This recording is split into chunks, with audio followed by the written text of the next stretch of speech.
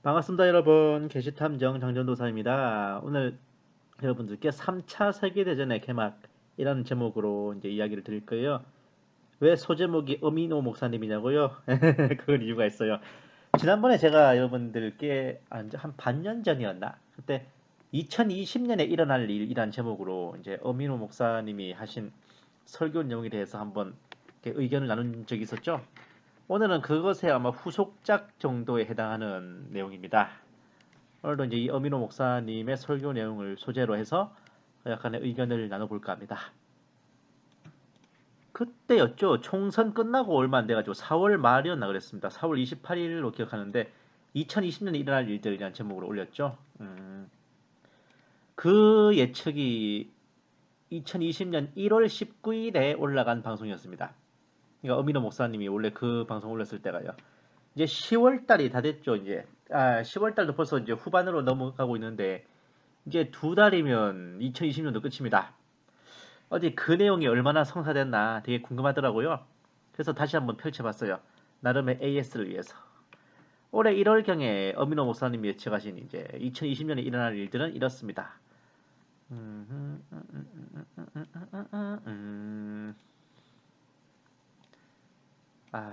두 달 동안의 일이 일어난다 힘들 겁니다 아마.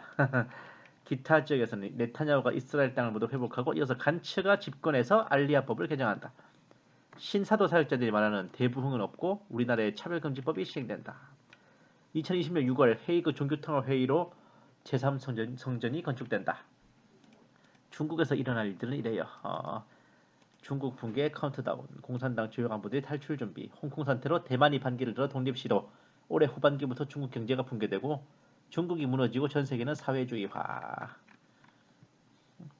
자, 2020년에 일어날 일들. 이슬람 시아파가 이스라엘 침공했다 망하고 그리고 7년 후에 이슬람 순위파가 이스라엘 침공했다. 그러니까 요 1번이 2020년에 일어날 일인 겁니다. 그리고 이란 교회가 쿠르드족에게 복음을 전하고 쿠르드족이 중동을 복음화시키는데 앞장서고 북한 정권이 무너지고 북한의 문이 열려 복음이 전해지고 북한 교회를 통해 중국 교회로 복음이 전달되고 중국 교회를 거쳐 예루살렘까지 복음이 전달되는데 중국 정부가 추진하는 1대1로 정책이 그 주력이 된다. 와우. 이게 1월 달에 올라온 예측인데 불과 두 달 뒤에 일어날 코로나를 전혀 예측 못하신 거죠. 그리고 올해 우리나라에서 벌어질 일들은 심판하시기 전에 사인을 주시는데 그 중에 가장 유력한 것이 불. 이로 인해 문재인 정권 수립 후 화재 사건들이 빈발했다. 이는 북한의 남침이 시작되고 준비된다는 의미인데 도리어 문재인은 전방 군부대들을 해체하고 블라블라. 그로 인해 북괴군 특수부대에 의한 수도권 장악이 용이하게 된다. 덧붙여 하나님께서 땅굴을 환상으로 보여주셨고 환상은 항상 지가 아는 만큼 보여요. 총선 전에 북한의 문이 열리고 김정은이 방한하는 평화무드가 일어나 4월 총선은 우파의 패배로 끝난다. 총선 질 거는 저는 황교안이 당대표 될 때부터 예상하고 있었어요. 다만 총선 전에 북한의 문이 열리고 김정은이 방한하지를 않았죠. 갑자기 북한의 문이 닫히고 방북한 한국인들을 인질로 삼아 북한은 대대적인 도발을 감행한다. 이 모든 것은 전쟁을 통해 하나님을 알게 하시려는 크고 깊으신 뜻인데 뭐가 좀 그렇다. 어쨌든 4월 기준으로 제가 그 당시에 이제 4월 28일 날 분석글을 올렸으니까 한번 여기에 대해서 짚어봤어요. 뭐 이스라엘을 멸하려는 게 12번째 이맘춘을 위해서냐, 고가바국 전쟁 전에 뭐 시아파 연맹과 전쟁을 하냐, 고가바국 전쟁이 이슬람 수니파의 이스라엘 침공인가, 고기 터키 대통령 에르도안인가, 고은 러시아와 무관한 존재인가. 아이고 뭐 참 많습니다, 그죠? 이스라엘 이란 전쟁 7년 후에 고가바국 전쟁이 일어나냐, 중국의 1대1을 통해 복음이 전파되는가, 이란 교회에서 쿠르드족을 거쳐 중동 복음화가 일어난다고? 베니 간치로 인하여 이스라엘의 심판이 일어난다. 2020년 6월 헤이그 종교평화선언이 7년 평화협정인가?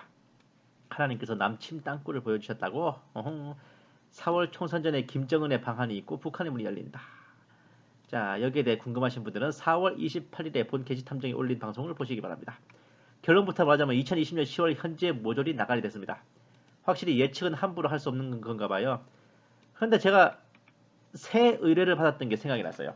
이 어미노 목사님께서 3차 세계대전에 대해서도 예측을 남기셨는데 거기에 대한 확인도 누가 부탁하셨거든요. 그 의뢰를 제가 지난 7월 달 어간에 받았습니다. 근데 그때는 본 게시탐정이 계시록 강의를 준비하느라고 거기에 모든 촉각과 역량이 다 쏠려 있었거든요. 신경을 못 썼습니다. 그 후에도 여러 가지 계속 굵직한 것들이 있다 보니까 제가 본의 아니게 차일피일 미뤘단 말이죠. 결국 10월 달에 이르렀죠. 늦었지만 지금이라도 준비해야겠다 싶어서 그 영상을 들어봤습니다.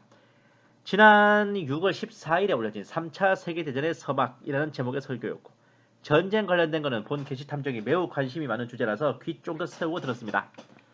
출애굽 이래로 하나님의 나라를 세우시는 건 역사는 전쟁과 전쟁이라는 것을 시작으로 누가복음 21장에서 말하는 것이 주의 임하심과 세상 끝의 징조에 대해서다. 그 징조란 전쟁과 나라와 나라, 민족과 민족이 전쟁한다. 큰 지진, 기근, 전염병, 무서운 징조, 하늘의 큰일. 이것들은 모두 전 세계적으로 일어날 일이고 모든 사람들이 경험하고 두려워한답니다. 징조의 첫 번째는 전쟁. 전염병은 현재 코로나 사태라고 합니다. 와우. 아직 휴고도 안 해놨는데.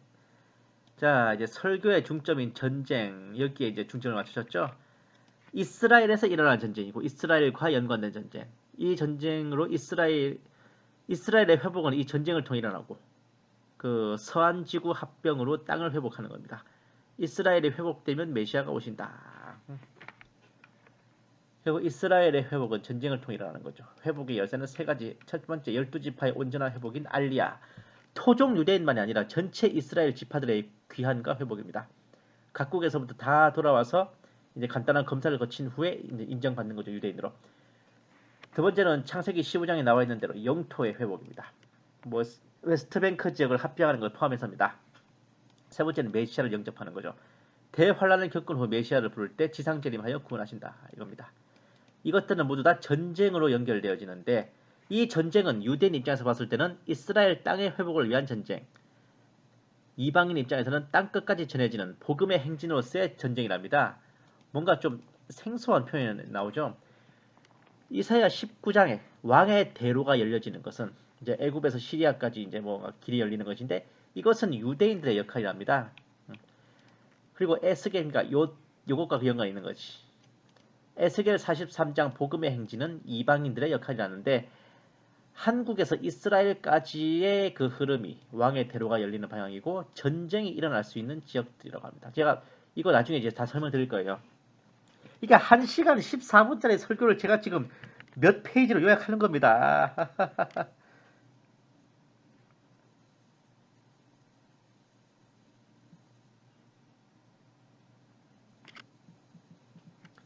자, 그러니까 한국에서 이스라엘까지 그 지역들이 이제 전쟁이 일어날 수 있다는 겁니다. 3차 세계대전을 이스라엘 관점으로 보면 1차, 2차 대전에 이어서 이스라엘의 온전한 회복을 위한 전쟁이었다.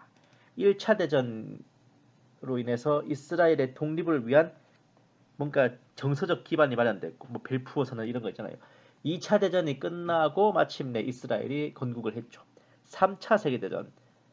이 3차 세계대전이 계시록 16장의 아마겟돈 전쟁이라고 어민노 목사님은 말하고 계세요. 그러니까 3차 세계대전을 치르고 나면 더 이상 다른 전쟁을 치를 여력이 남아있을 수 없기 때문에 이 3차 세계대전이 인류 역사의 마지막 전쟁, 아마겟돈 전쟁이라는 겁니다.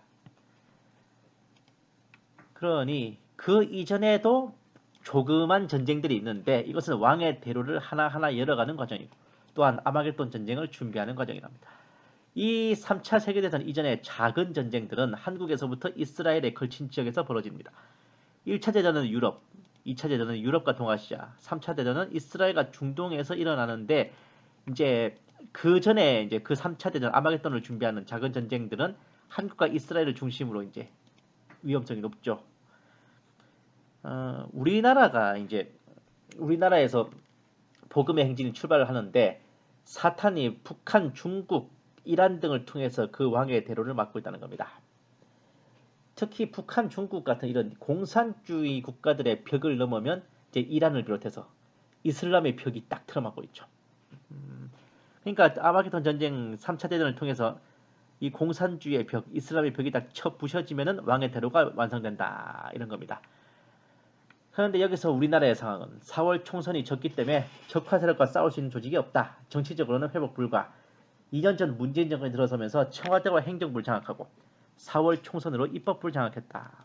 공수처가 출범하면 사법부도 장악되는 것이다. 왜? 이 공직수사처의 수사 대상에 법관들도 포함되어 있거든요. 그러니까 공수처는 중국 공산당의 홍위병, 독일의 게슈타포 역할을 한다. 이후 좌파 정권 장기 집권을 구상하는 결국 내부적으로는 사회주의 좌파 독재를 해결할 수 없으므로 불가항력적인 외부의 피드백, 즉 전쟁으로만 가능하다는 겁니다. 이 전쟁은 그러니까 3차 대전과 그것을 준비하기 위한 작은 소전쟁은 한국에 대한 하나님의 심판, 그러나 멸망시키기 위한 것이 아니라 회복시켜 쓰시라는 목적이다. 어디에 쓰신다고? 그 복음의 행진을 위해서요. 북한에게는 하나님의 공의의 심판이기 때문에 북한 정권이 붕괴될 것이고 남한에게는 하나님의 사랑의 징계이므로 살리기 위한 채찍질이랍니다. 어쨌든 한국은 하나님의 심판이 확정되었다. 이건 뭐 박성업 같은 소리냐. 김정은에서 김여정으로 권력이 승계되고 김정은의 신변에 문제가 생겼다. 죽었다는 가능성도 보고 있어요. 제가 봤다는 게 아니라 어민호 목사님이 보고 계시는 겁니다. 대남 사업을 대적 사업으로 전환하고 대남 도발 태세를 갖췄다. 판문점 남북 공로선을 파괴하고 사무소 부수고 실제적인 무력 도발도 가능해졌고 잠수함에서 SLBM 잠수함 발사 탄도미사일 이 미사일 발사가 가능하게 됐기 때문에 미국에서는 북폭을 할까 말까 하는 그 마지노선을 북한이 넘어버린 거랍니다. 미국 입장에서는 전쟁 한 번으로 한국, 북한, 중국 그러니까 우리 한국 좌파 정권 그리고 북한, 중국 공산 체제를 싸그리 해결할 수 있다는 거죠. 북한의 목표는 처음부터 끝까지 연방제 통일이 아닌 무력 적화 통일입니다. 사실 공산주의 국가들이 정치적으로 대충 퉁쳐서 공산화되는 경우가 없어요. 결국은 다 무력으로 적화가 됩니다. 그리고 경제 문제에 실패한 대통령은 재선에 실패하는 이제 미국 정치계의 풍토로 봤을 때 이 코로나 사태로 인해서 어려움을 겪고 있으니만치 트럼프 대통령이 이런 위기를 타개하기 위해서 전쟁을 하지 않을까. 하지만 미국의 직접적인 북폭은 일어나지 않는데 북한이 남침했을 때 우리나라를 도와 참전하는 형태로 개입하거나 옛날 월남전대 통킹만 사건처럼 어떻게든 구실을 만들어서 즉 자작극이라도 해가지고 핑계를 만들어서 대내외적인 지지를 받아 참전하는 그런 형식이 될 거라고 합니다. 그리고 이제 이스라엘과 시리아, 미국과 이란, 한국과 북한 이렇게 이제 일단 직접적으로 맞붙는 전쟁이 일어날 가능성이 있고 특히 네타냐후 총리는 부패 혐의 재판을 피하기 위해 서한지구 합병을 강행할 것인데 지난번 그 설교와는 다르게 네타냐후 임기가 끝난 후에 베니 간츠가 총리직을 수행할 일은 없다고 합니다. 왜냐? 그 전에 통합정부가 깨지고 또다시 4차 총선 및 대혼란이 예상되고 그로 인해 전쟁으로 번지게 된다고 하니 말입니다. 그리고 이란 같은 경우는 이제 원유 가격 문제와 코로나 사태, 이런 내부적인 대혼란 이런 것들을 정상적인 방법이 아닌 전쟁으로 해결하려고 하는데 미국을 바로 칠 수는 없으니 이스라엘을 쳐서 전쟁을 하고 또 이스라엘은 미국을 등에 업고 일종의 대리전을 치르는 겁니다. 자, 다시 중동에서 극동으로 넘어오면 홍콩 보안법을 중국이 제정해가지고 홍콩 공산화를 시도하고 이어서 대만도 위협해집니다. 그런데 홍콩 대만이 넘어가면 일본이 중국의 위협에 놓이죠. 하지만 우리나라는 이미 중국의 손아귀에 넘어갔다고 합니다.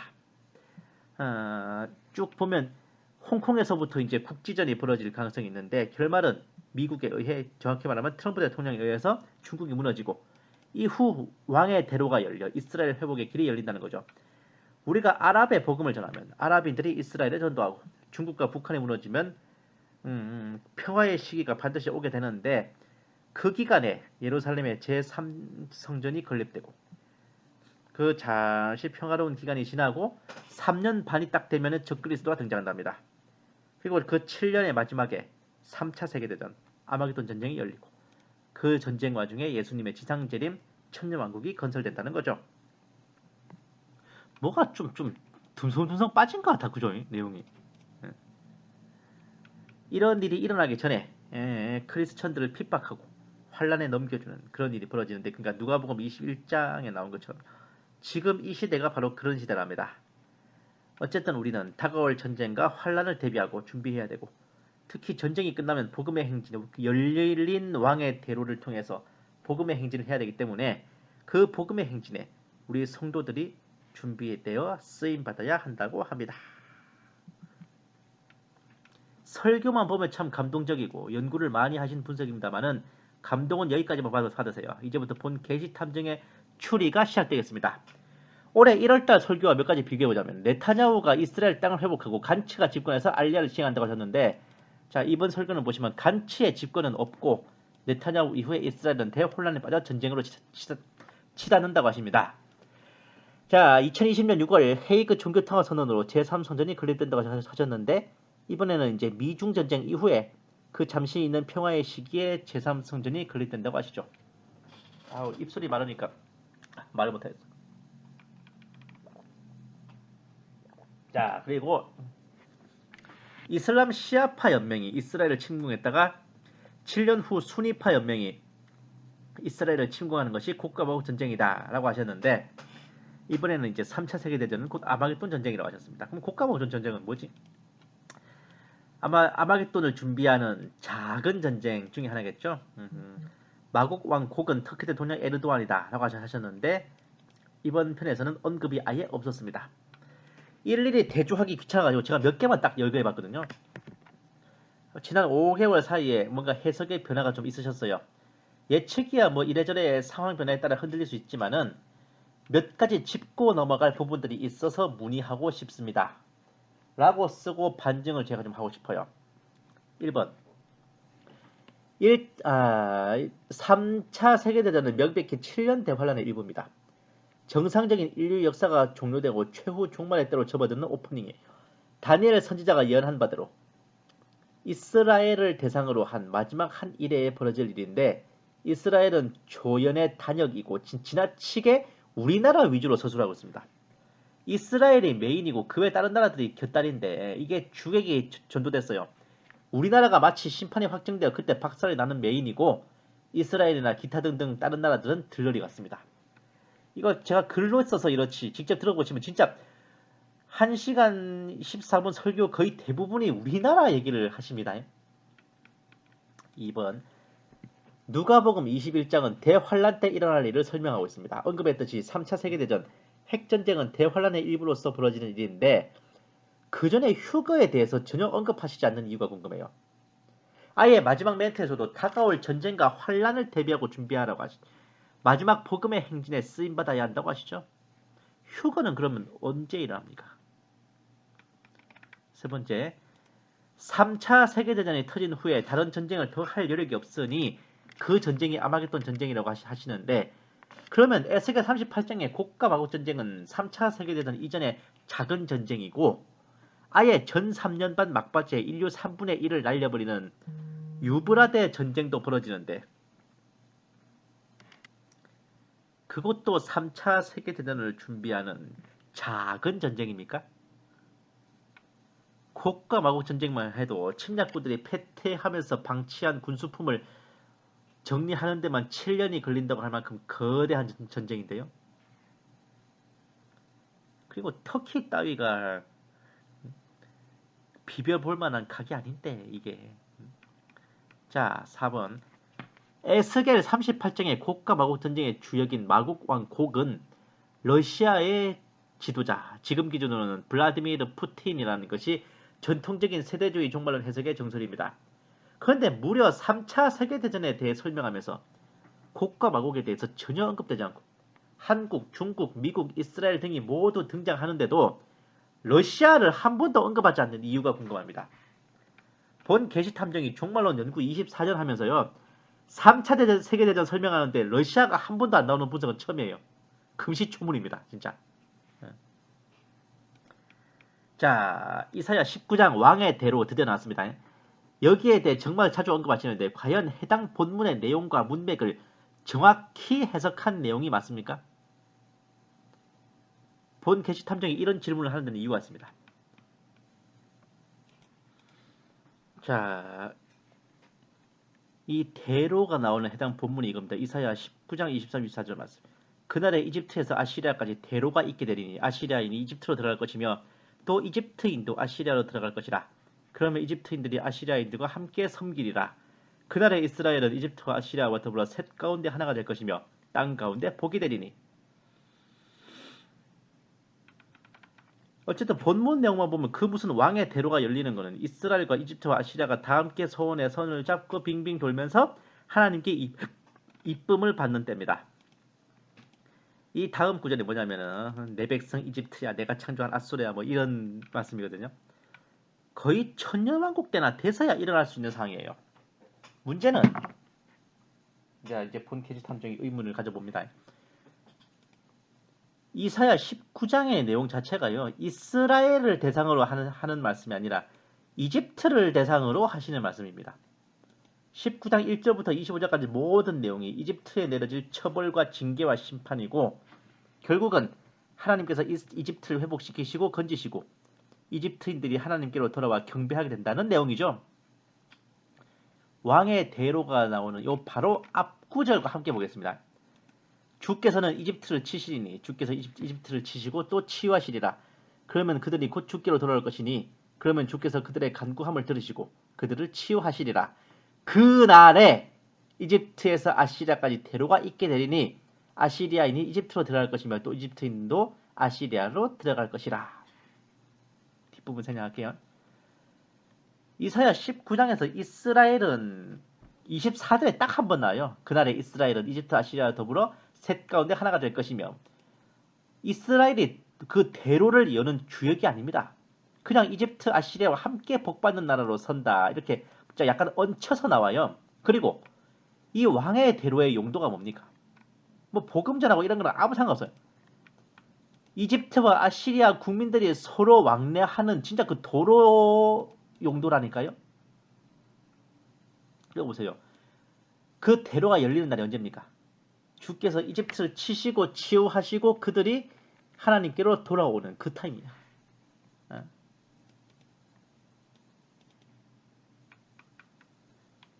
이 왕의 대로라는 게 뭐 작은 전쟁, 3차 대전 이걸로 열리는 거겠어요? 이게? 3차 대전이 아마게돈 전쟁이면 그 전쟁이 있기 7년 전에 최소 3년 반부터는 이스라엘 본인들도 목숨 부지하기 힘들 건데 대환란이니까.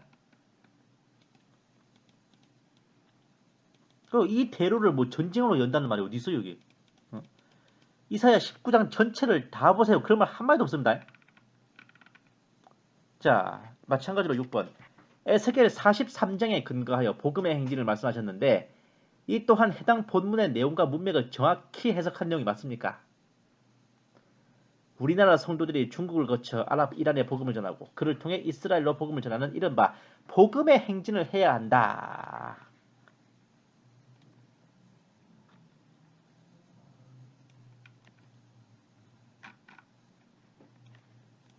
땅끝까지 전해지는 복음의 행진. 에스겔 43장 복음의 행진은 이방인들의 역할, 한국에서 이스라엘까지의 흐름. 자, 에스겔 43장에 뭔 말이 있나 봅시다. 43장 1, 2절 말씀. 그 후에 그가 나를 대문 즉 동편을 향한 대문으로 데려왔는데 보라 이스라엘의 하나님의 영광이 동편의 길로부터 임하였으니 짜자잔 그분의 음성이 많은 물소리 같으며 땅이 그의 영광과 함께 빛나더라.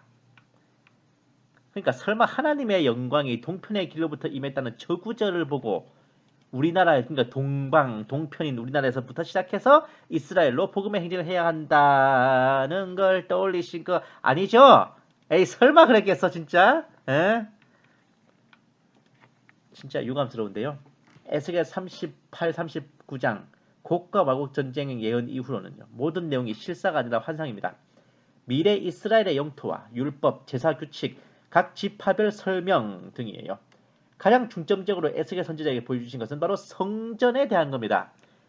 40장부터는 정말 세세하게 하다못해 각종 치수까지 재가면서 이보다 더 디테일할 수 없게 성전을 묘사하고 있어요. 최소 43장까지는 그냥 본문 전체가 다 성전에 대한 묘사와 설명입니다.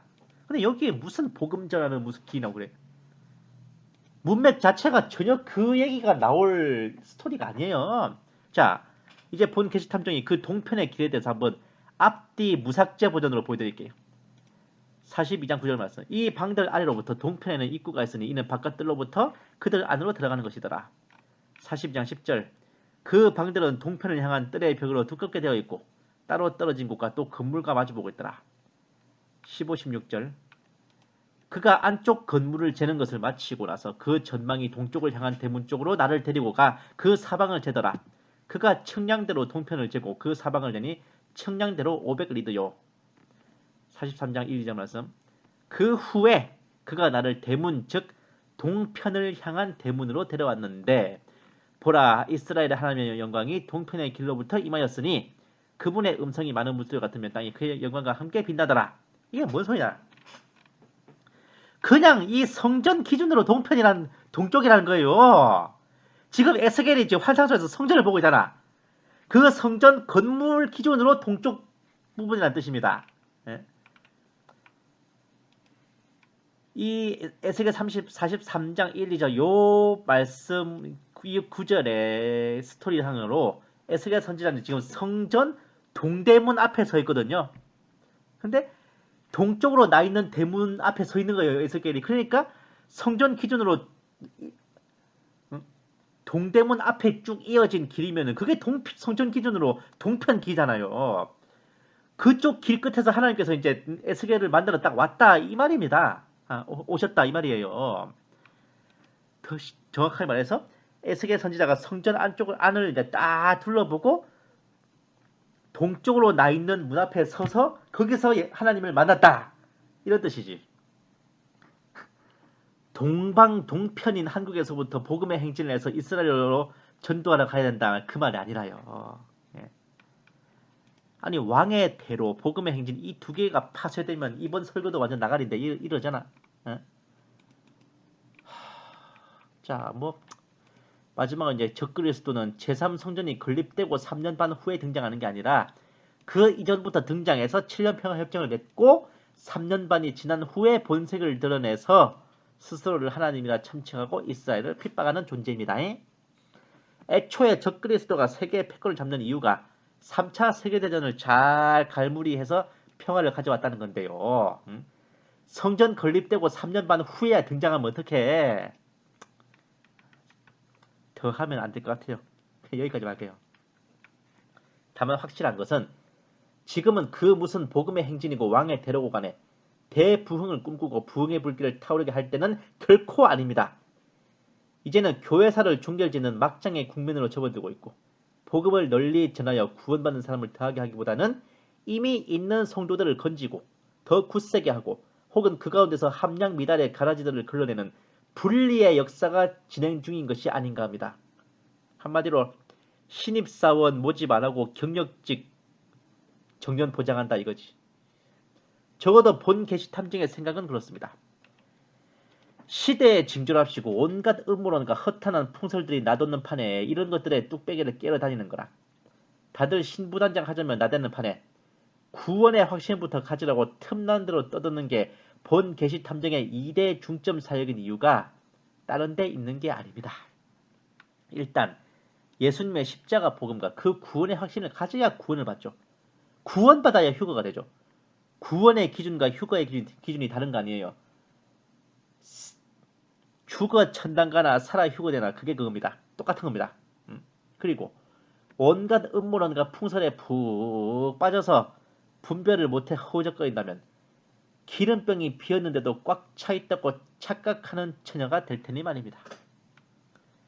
한마디로 믿지 않는 영혼을 건지고 믿은 영혼들을 지키기 위해 본 계시 탐정이 존재하는 겁니다. 그 어떤 예언과 예측도 결국 성경 본문의 말씀을 넘어설 수 없어요. 말씀은 모든 것에 우선합니다. 진리의 말씀을 올바로 나누어서 그 해당 본문의 문맥과 장절을 제대로 확인하고 그 대상과 시기를 명확하게 적용해야 한다는 것을 다시 한번 배우게 됐습니다. 그 한 절 두 절 잘못 해석하는 바람에 왕의 대로와 복음의 행진이 나왔으니까요. 성경 삐꾸로 해석하려고 들면 한도 끝도 없이 스페이스 오페라가 됩니다. 이러니 본 게시 탐정이 종말론에 처음 눈을 떴을 때로부터 세대주의의 시각으로 성경을 보는 법을 배운 게 참으로 감사할 뿐입니다. 디모데후서 2장 15절 말씀 정말 금과 옥조입니다. 네가 진리의 말씀을 올바로 나누어 자신이 하나님 앞에 부끄럽지 않은 일꾼으로 인정받도록 공부하라. 제가 늘 제 마음의 등불 같은 지표로 삼는 구절입니다. 감사합니다. 게시탐정 정연도사였습니다.